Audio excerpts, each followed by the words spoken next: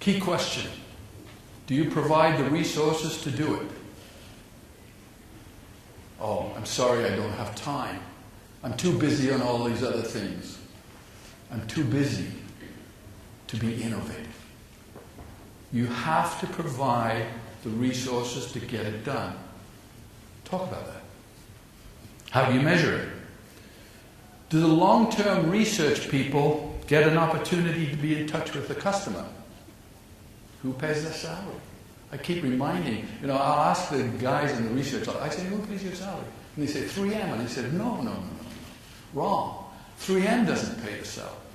The customer pays your salary. So you better be concerned about the customer. And then there's this volunteer type of activity where the people in the laboratory or at 3M get out into the schools. We have visiting wizard programs, for example. They get in touch with the schools to encourage it.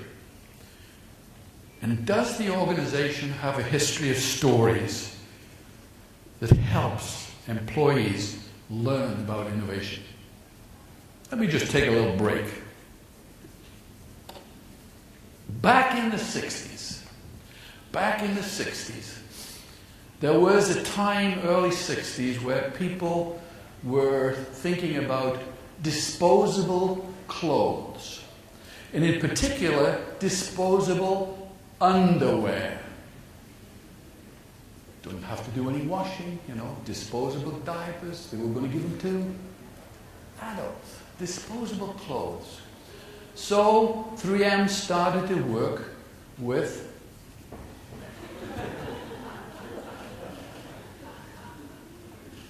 true story. And of course the guys in the lab would try to convince the ladies in the lab to try these new things so that they could check them out.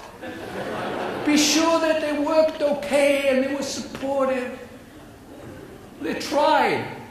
And one of the guys laughingly went, and that's how 3M made the first face masks.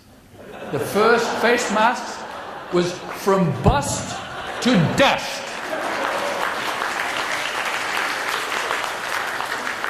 I will not get into the Scotch crotch part, but that's a true story. We came out with the first face mask, disposable face mask. Of course, there's a lot of stuff behind that. True story.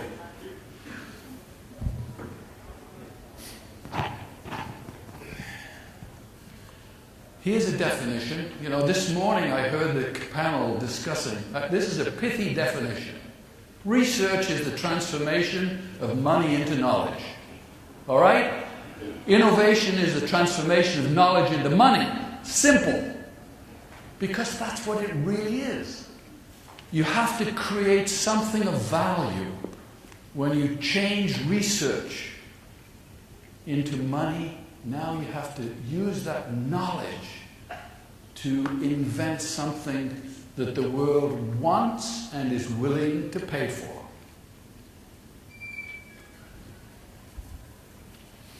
So we have this culture of innovation. 7,000 technical people. 2,500 of those technical people are outside the United States. We have laboratories in something like 35 countries. And by the way, if anybody wants copies of these visuals, you're very welcome to them. Okay, very welcome to them. 2,500 are outside the United States. And they have access to all of our technology. Period. Technology belongs to the company. Products belong to business units. Technical depth and breadth.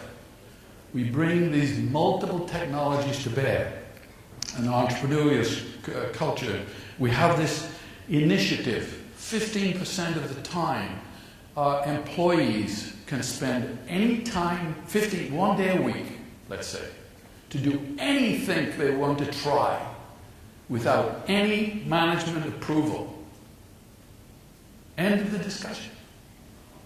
I knew that I had made success in the Japanese laboratory where culture is a very significant thing when I would go to the employee, and I was the vice president, believe it or not, and I'd go to the Japanese employee and say, "What are you doing there?"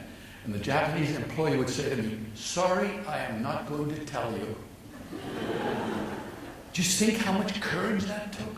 Do you think how much trust that took? The trust of the employee. They got to know me. They knew that it was the right thing to do. And they did it. And now we have 500 people in our laboratory in Japan. We have almost 300 people in our laboratory in China. It's fantastic.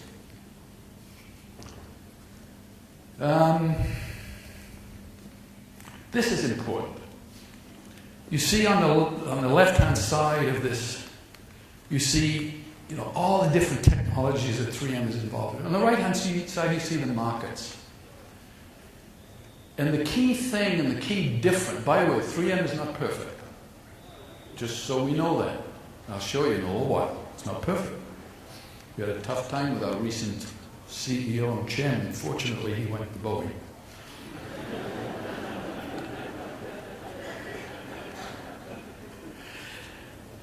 Technologies, markets. And you see the intertwining of those things. Well, let me take another break. 3M's been making sandpaper for over 100 years.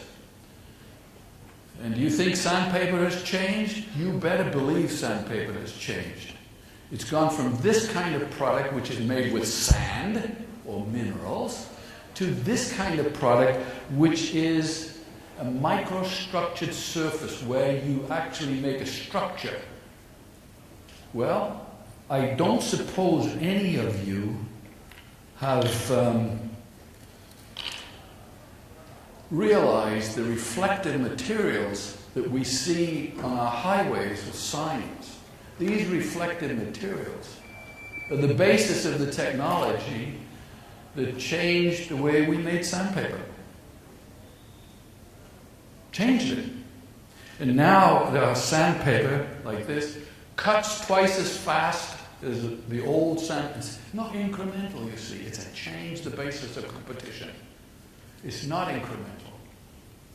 Change the basis of competition using the technologies that we developed for reflective sheeting.